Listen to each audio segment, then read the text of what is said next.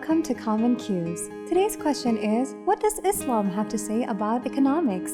It may surprise some, but Islam has a comprehensive understanding of economics based on certain ethical principles.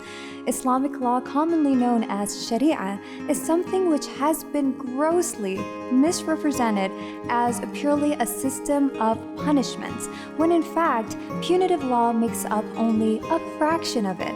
Islamic law is better characterized as a system of recommendations and prohibitions covering a range of issues from cleanliness to banking. It's important to keep in mind that the Quran and the example of the Prophet Muhammad ﷺ provide Muslims with rules on how to live their lives, from the simplest questions to the most complex. Out of this comes Islamic legal perspectives and rulings related to economics, banking, and all sorts of financial transactions. Underlying Islamic economics are ethical values which shouldn't be unfamiliar. A verse in the Quran reads, "Surely God enjoins justice, kindness, and giving to kindred, and He forbids indecency, wickedness, and oppression." This points to the universal values of justice, kindness, and charity that Islam aims to see realized in society. Let's consider some of the important principles in Islamic economics. A verse in the Quran reads, "Whatever God has bestowed on His messenger belongs to God, and to the messenger, and to his kinsfolk, and to the orphans, and to the needy, and to the wayfarer, so that it may not merely circulate between the rich among you." From this verse, we can discern that wealth should not belong exclusively to one group. To deny vulnerable groups a share in wealth would be against Islam's sense of justice. In Islam, justice means redistribution of wealth. All working adult Muslims must pay alms, what is known as zakat, a duty mentioned in Quran. Keep up the prayer and pay the prescribed alms.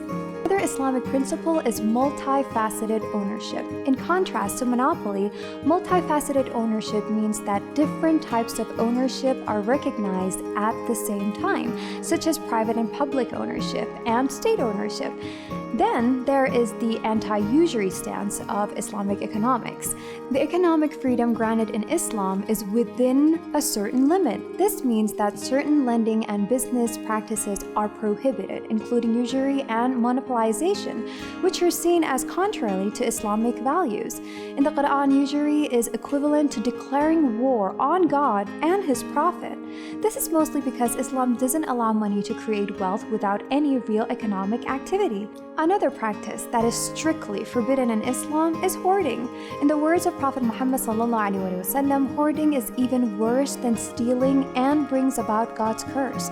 Private ownership of natural resources is also limited by the rights and needs of the public over those resources.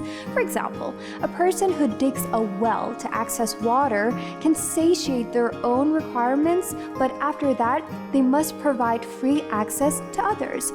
Generally, Muslims are encouraged to work hard for their gains and find employment if possible.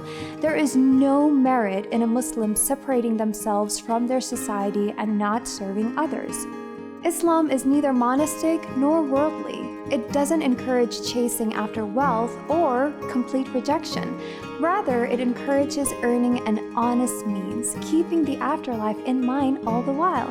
In recent years, the comprehensive nature of Islamic economics has sparked interest in non-Muslim countries. A number of economists and think tanks have been considering the integration Islamic economic principles and models as a way to better address faults and inequalities of contemporary economics.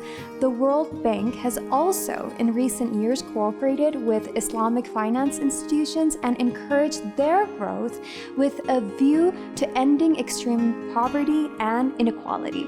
Currently, around 1% of the global population possesses around half the global assets. Such concentration and accumulation of wealth is against the principles of Islamic economics. We hope you've gained an insight into Islam's understanding of economics and finance. Remember to send us your questions. That's all for today.